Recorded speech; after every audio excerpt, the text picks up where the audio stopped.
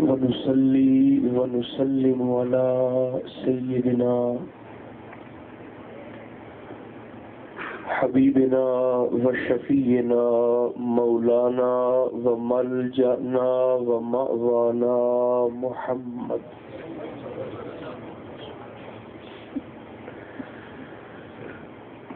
رسوله النبي الكريم الأمين المكين الحنين الرؤوف الرحيم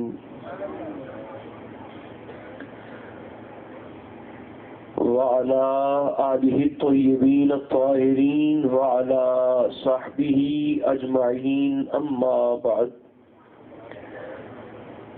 فأعوذ بالله من الشيطان الرجيم بسم الله الرحمن الرحيم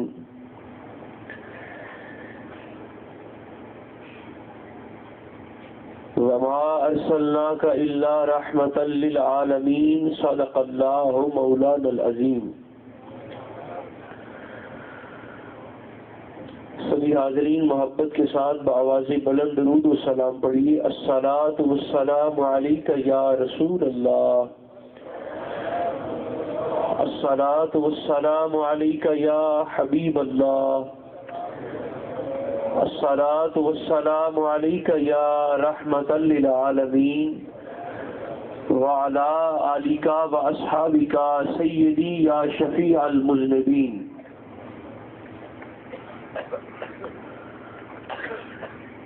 اللہ تبارک و تعالی جل مجدہ العظیم کی حمد و ثنا حضور نبی محترم رسول محتشم رحمت عالم صلی اللہ علیہ وآلہ وبارک وسلم کی ذات بابرکات پہ بے شمار ہدیہ درود و سلام کے بعد میرے انتہائی قابل قدر عزیزان محترم اللہ رب العزت کا شکر ہے جس نے ہماری گردنوں میں غلامی مصطفیٰ کا پٹا عطا فرمایا.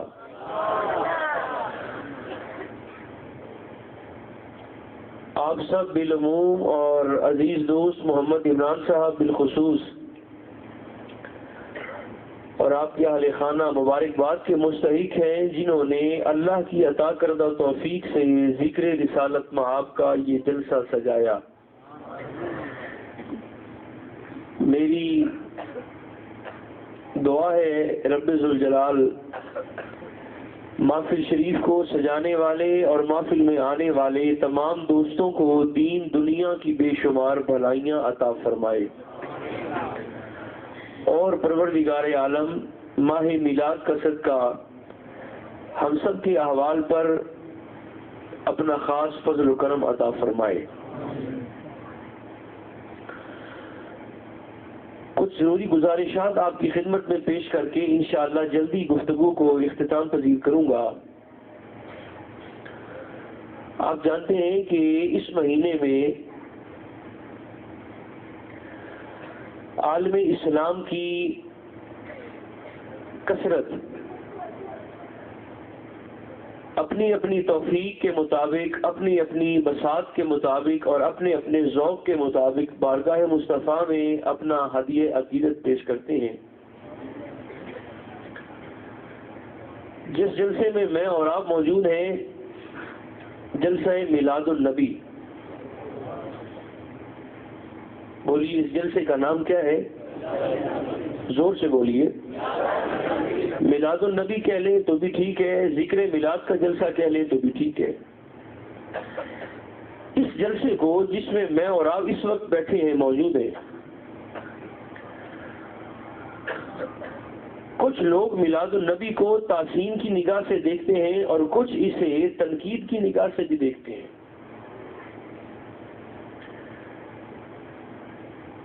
کچھ لوگوں کے نزدیک اللہ رب العزت کی قربت حاصل کرنے کا یہ بڑا زبردست طریقہ ہے، اور کچھ لوگوں کے نزدیک یہ محض وقت کا ضیاع ہے. اگر آپ کی توجہ بھرپور انداز میں میری طرف ہو چکی ہو تو اس سوال کو آپ نے اپنے ذہن میں جگہ دینی ہے. جو لوگ محفل میلاد پر اعتراض کرتے ہیں اور تنقید کرتے ہیں، ان کا سب سے بڑا موقف اور سب سے بڑا اعتراض یہ ہے کہ دیکھو، ہم نے محفل میلاد میں تمہارے نعت خوانوں کو بھی سنا ہے، ہم نے تمہارے علماء کو بھی سنا ہے، اول سے آخر تک ہم تمہارے محفل میلاد میں بیٹھے بھی ہیں، مگر وہ کہتے ہیں کہ تمہارے میلاد کے منبر پر آنے والے کسی ایک بھی شخص نے اللہ کی عبادت کا تو لوگوں کے سامنے ذکر تک نہیں کیا. اعتراض سمجھیے، عبادت کا تو بتایا نہیں، اللہ اللہ کرنے کا طریقہ تو تمہارے علماء نے لوگوں کو بتایا نہیں. نیرا ادب رسول، نیری تعظیم مصطفیٰ، نیری محبت رسول، نیرے حضور سے پیار کی بات، اللہ کی بندگی کا ذکر کیوں نہیں کیا؟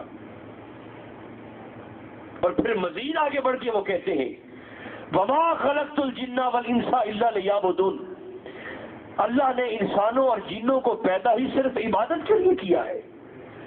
دیکھیں نا، پنکھے کا کام ہے ہوا دینا. لوگ اعتراض کرتے ہیں پنکھے کا کام ہے ہوا دینا، جو پنکھا ہوا نہ دے وہ بیکار ہے. بلب کا کام ہے روشنی دینا، اور جو بلب روشنی نہ دے وہ فضول ہے. اور میلاد النبی کے جلسے پر اعتراض کرنے والے کہتے ہیں کہ جب انسان کو اللہ نے پیدا ہی عبادت کے لیے کیا ہے اور تم نے محفل میلاد میں عبادت کا ذکر تک نہیں کیا تو تمہارا تو بیٹھنے کا مقصد ہی کوئی نہیں ہے. ایک ایک لمحہ تم نے ضائع کر دیا ہے جب اللہ کی بندگی کا تم نے ذکر تک نہیں کیا.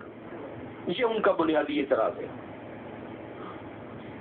عبادت کا نہیں بتاتے ہو، نبی کی شان کا بتاتے ہو، اور آپ میری اس بات کے ساتھ اتفاق کریں گے جیسے وہ پشاور کا مفتی ہے پوپل زئی، جیسے اس نے قسم کھائی ہے نا کہ میں نے 11 مہینے نہیں بولنا، صرف رمضان اور شوال کے چاند پہ بولنا ہے اور اعتراض کرنا ہے. بالکل اسی انداز میں کچھ لوگوں نے قسم کھائی ہے کہ ہم نے پورے 10 مہینے ہم نے چپ رہنا ہے، یا ہم نے بولنا ہے تو محرم میں، اور یا ہم نے بولنا ہے تو ربیع الاول میں بولنا ہے، اعتراض کی نیت سے. اب یہ ان کا اعتراض ہے. ایک اور طریقے سے بھی لوگ اعتراض کرتے ہیں. آپ میری بات کو سمجھ رہے ہیں نا؟ لوگ ایک اور انداز سے بھی پریشان کرتے ہیں. کیا وہ کہتے ہیں جی دیکھیے، اسلام کا مقصد یہ نہیں ہے کہ آپ حضور کی ذات سے محبت کریں، اسلام کا مقصد ہے کہ آپ حضور کی بات سے محبت کریں. یہ بھی لوگوں کا اعتراض ہے. ذات رسول سے محبت نہیں، یہ وہ کہتے ہیں حضور کی بات سے پیار کرو. سادہ کرو، وہ کہتے ہیں حضور کی صورت سے محبت کوئی شے نہیں ہے، بس حضور کی سیرت سے محبت کرو. اب یہ بھی اعتراض ہے. اس کا جواب میں آپ کی خدمت میں یوں عرض کرنا چاہوں گا، اگر آپ جاگ رہے ہیں ذہنی طور پر، جنہیں بندے یاد ہے نا کہ حضور کی بات سے پیار کرو، بس سیرت سے محبت کرو، ذات سے محبت اسلام کا مقصد نہیں، یہ لوگ کہتے ہیں. میں نے کہا آپ کا موقف اس صورت میں درست ہو سکتا تھا کہ بات سے پیار کرو، ذات سے پیار نہ کرو، جب اللہ پاک قرآن میں یوں فرماتا لَقَدْ كَانَ لَكُمْ مِن رَسُولِ اللَّهِ أُسْوَةٌ حَسَنَةٌ.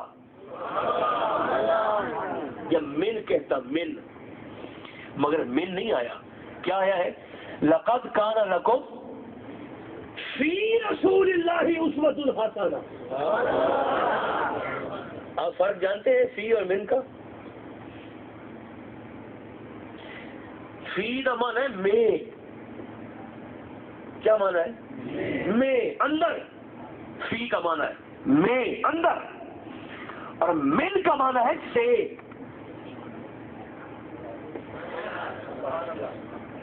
ہم ان کی بات اس وقت مانتے جب اللہ فرماتا لَقَدْ كَانَ لَكُمْ مِن رَّسُولِ اللَّهِ أُسْوَةٌ حَسَنَةٌ. میں نے رسول کی زبان سے نکلی ہوئی بات میں تمہارے لیے زندگی گزارنے کا بہترین نمونہ رکھا ہے، مگر اللہ نے یہ نہیں فرمایا کہ نبی کی زبان سے نکلی ہوئی بات میں تمہارے لیے نمونہ ہے۔ اللہ فرماتا ہے لَقَدْ كَانَ لَكُمْ فِي رَسُولِ اللَّهِ أُسْوَةٌ حَسَنَةٌ، نبی کی بات تو ایک طرف رہ گئی، میں رب نے نبی کی ذات میں تمہارے لیے نمونہ رکھ دیا ہے۔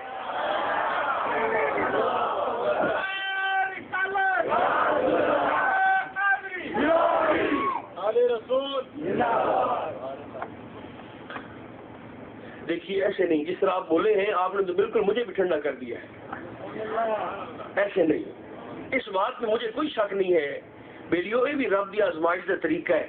جولائی کا رمضان ہے تو دسمبر کا ربیع الاول ہے، یہ بھی کسی آزمائش سے کم نہیں ہے۔ گرمیوں کا روزہ ہے اور سردیوں میں آپ کو گھروں سے اٹھ کر بستر چھوڑ کر محفل میلاد میں آنا پڑتا ہے۔ اور ایک بات میں ممبر شریف پر بیٹھ کر پوری ذمہ داری سے کہتا ہوں، اتنی سردی کے موسم میں میلاد النبی کی محفل ویسے بھی قبول ہے رب کی بارگاہ میں، مگر اللہ کی بارگاہ میں قبول ہونے میں میلاد النبی کے جلسوں میں گرم بستر کو چھوڑ کر خلوص نیت سے آنے والوں کا بھی بہت بڑا ہاتھ ہے۔ اور آپ تو یہاں پر آئے بیٹھے ہیں، ایمان کی گرمی سے ہی آئے نا، بولو بھی تو صحیح نا دوستو، یہ ایمان کی گرمی ہے نا کہ یہ 8 سال کا، 4 سال کے، 5 سال کے بچے یہاں پر بیٹھے ہیں محفل شریف میں، رات کے 11 بجے والے، اور یہ چھوٹے چھوٹے بچے یہاں پر بیٹھے ہیں۔ بلکہ آپ کے ذوق طبع کے لیے میں عرض کر دوں، ایمان کی گرمی ہے کیا شے، اور یہ بات سنا کر میں نے آپ کے چہروں کی زیارت کرنی ہے۔ ایمان کی حرارت ترے ٹھالیوں، ایمان دی حرارت۔ بغداد شریف میں سونے والے حضور غوث الاعظم شیخ عبد القادر جیلانی رضی اللہ تعالی عنہ کے بھی پیر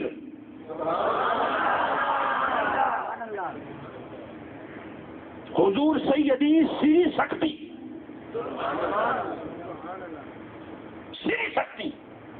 رضی اللہ تعالیٰ عنہ،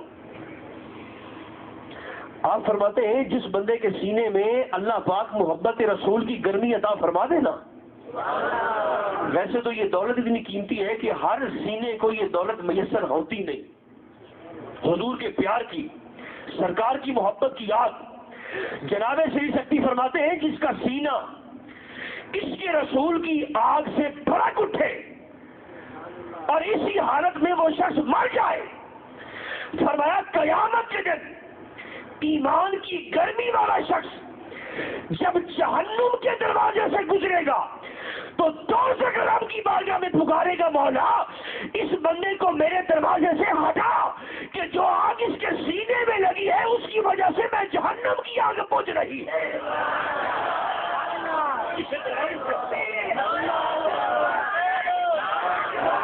زور سے بولیے، زور سے بولیے۔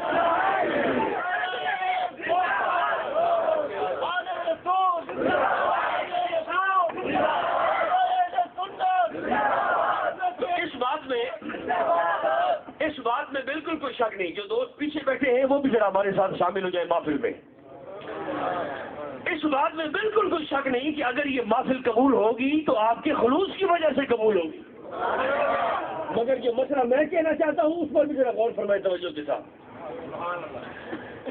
دیکھیے یہ اعتراض ہے لوگوں کا کہ صورت سے محبت اسلام کا مقصد نہیں ہے، آپ حضور کی بس بات سے محبت کریں، سرکار کے یعنی رویے سے، حضور کے اخلاق سے، سرکار کے کردار سے، سرکار کے اعتبار سے، جس چیز کا حضور نے حکم دیا ہے بس اس سے محبت کرو، یہ اسلام کا مقصد ہے۔ میں نے کہا یہ بات اس وقت ٹھیک ہوتی جب اللہ فرما دیتا کہ میں نے رسول کی زبان سے نکلنے والی بات میں تمہارے لیے نمونہ رکھا ہے، مگر اللہ نے یہ سے اور من کا چکر نہیں ڈالا۔ اللہ فرماتا ہے لَقَدْ كَانَ لَكُمْ فِي رَسُولِ اللَّهِ، میں نے اپنے مصطفیٰ کی زندگی میں تمہارے لیے بہترین نمونہ رکھا ہے۔ دیکھیے جو لوگ کہتے ہیں نا کہ آپ اتنا ادب، میں نے کہا یہ کیوں نہ کریں ادب، بارگاہ مصطفیٰ کا ادب تو ایک طرف ہے، سرکار کی ذات کا ادب تو ایک طرف ہے۔ علماء فرماتے ہیں لو قال للنعل النبی نعیل فقد کفر، اگر کسی نے بھڑی نیت سے حضور کے جوتے کو جتڑیاں کہہ دیا، ایڈی اونچی باویں دستار ہوئے، ایڈی بڑی باویں داڑھی ہوئے، ایک لمحے سے پہلے بندہ بے ایمان ہو گیا۔ جو دوست خاموش ہیں آپ بھی تو بولیے نا۔ جس نے بے ادبی کی نیت سے حضور کے نال پاک کی توہین کر دی، اور توہین بھی کیسے؟ جتڑیاں کہہ دیا، خدا پناہ، بے ادبی توہین کی نیت سے۔ بلکہ قرآن پاک اگر آپ کو میں سناؤں تو آپ حیران ہو جائیں گے۔ اللہ فرماتا ہے یا ایھا الذین آمنوا لا ترفعوا اصواتکم فوق صوت النبی۔ معاف کیجیے میں افسانہ نہیں پڑھ رہا، میں قرآن پڑھ رہا ہوں۔ ولا تجہروا لہ بالقول کجہر بعضکم لبعض ان تحبط اعمالکم وانتم لا تشعرون۔ جہنم سے بھی بڑی سزا ہے، دوزخ کی آگ سے بھی بڑی سزا ہے۔ کیا سنیے سر اٹھا کر، اللہ فرماتا ہے، اب یہ بریلویت نہیں ہے، یہ قرآن ہے۔ اللہ فرماتا ہے یا ایھا الذین آمنوا، اے ایمان والو، لا ترفعوا اصواتکم فوق صوت النبی، تمہاری آوازیں میرے مصطفیٰ کی آواز سے بلند نہ ہونے پائیں۔ ولا تجہروا لہ بالقول کجہر بعضکم لبعض، اور نہ میرے مصطفیٰ کو ایسے پکارو جیسے آپس میں بے تکلف ہو کر ایک دوسرے کو پکارتے ہو۔ اگر ایسا ہو گیا تو پھر کیا ہوگا؟ ان تحبط اعمالکم، ادھر دیکھیے، ان تحبط اعمالکم، تمہارے اعمال حبط کر لوں گا۔ یہ لفظ ذرا میرے ساتھ بولی، تمہارے اعمال نہیں تری ٹھالے ہو، سارے نہیں پہ بول دے ہو، سارے بولو، تمہارے اعمال، ابھی بھی سارے نہیں بولے، قرآن میں تو سارے بولو نا۔ جس کی آواز میرے نبی کی آواز سے بلند ہو گئی اس کے اعمال کیا کر لوں گا؟ حبط، ہا با تا، حبط، ضبط ہو رہے تھے، حبط ہو رہے۔ اعمال آپ فرق جانتے ہیں؟ اعمال ضبط نہیں ہوں گے اس کے، گستاخ رسول کے اعمال ضبط نہیں ہوتے، اس کے اعمال حبط۔ فرق آپ کو سمجھاؤں، آپ کے روڈ سے 2 نمبر سونا سمگل شدہ کو شخص لے کر جا رہا ہو نا، اور پولیس پکڑ لے تو پولیس اس سونے کو کر لے گی ضبط۔ کیا کر لے گی؟ سونا پکڑا جائے تو ضبط ہو جائے گا، تو یہ چرس پکڑی جاوے تو وہ ضبط نہیں، اسے آگ لگا کے حبط کر دیتے ہیں۔ ابھی بھی آپ نے رکھا نہیں کرتے، سونا ضبط ہو جاتا ہے اور چرس، شراب کی بوتلیں بلڈوز ہو جاتی ہیں، ضائع کر دیتے ہیں، جلا دیتے ہیں۔ جی شاید ضبط ہو جائے نا، وہ واپسی کی امید کدے رہ جاتی ہے کہ پولیس والے سے اچھا تعلق ہو گیا، رشوت دے دی تو چلو 4 آنے دے دیے تو واپس لے لیا۔ سونا ضبط شدہ مال کی واپسی کی امید بے لیو رہ جاتی ہے، چاہے 1% ہی ہو 100 میں سے۔ مگر جو چیز حبط ہو جائے، جس چرچ کو آگ لگا دی جائے، جن شراب کی بوتلوں سے بلڈوزر گزار دیے جائے، اس کا پھر کک نہیں بچتا۔ تو اللہ نے یہ نہیں فرمایا کہ تمہارے اعمال کو میں ضبط کر لوں گا۔ کیا کروں گا؟ یا یہ بات بھی سن لیں، حضور کی آواز سے صرف آواز بلند ہونا یہ بے ادبی نہیں ہے، بلکہ آواز بلند کرنے کے پیچھے توہین کی نیت بھی ہو، یہ بھی شرط ہے، پھر اعمال اس کے حد ہوں گے۔ معاذ اللہ، استغفر اللہ، بے ادبی سرکار کی معاذ اللہ نیت ہو اور اس نیت سے آواز بلند کی جائے، پھر یہ اعمال حبط ہوں گے۔ ورنہ تو صحابہ کرام نے سرکار دو عالم علیہ السلام کے سامنے نعرے بھی لگائے ہیں جی۔ اب نعرہ آہستہ آواز میں تو لگتا نہیں نا، بلکہ میدان احد میں، حدیث پاک آپ کو سناؤں، میدان احد میں سامنے کافروں کا لشکر ہے، ادھر سرکار دو عالم علیہ السلام موجود ہے، صحابہ کرام بھی۔ ابو سفیان نے ادھر سے نعرہ بلند کیا، کافر تھا اس وقت، وہ کہتا ہے آج ہبل کی بڑائی کا دن ہے، اپنے بت کا نام لیتا ہے ہبل. اس کا نعرہ سماعت مصطفیٰ سے ٹکرایا. سرکار نے صحابہ کرام میں اعلان کیا، صحابہ نعرہ سنا ہے بے ایمانہ تھا؟ حضور سنا ہے. سرکار نے فرمایا تم میں سے کون ایسا صحابی ہے اونچی آواز والا جو آگے آ کر ان بے ایمانوں کو ان کے نعرے کا جواب دے. ایک صحابی آ گئے، حضور میں جواب دوں؟ نہیں تو پیچھے جا، تیری آواز ڈھیلی ہے. واپس چلے گئے. تو حضور پھر جواب کون دے؟ سرکار نے فرمایا اے نا عمر، فاروق اعظم کا ہے. آ گیا حضور کی بات. فرمایا فاروق نعرہ سنے ہی نہیں مانا تھا. حضور سنا ہے. کیا کہتے ہیں؟ حضور کہتے ہیں آج ہول کی بڑائی کا دن ہے. سرکار نے فرمایا عمر اپنی گڑائی دار آواز میں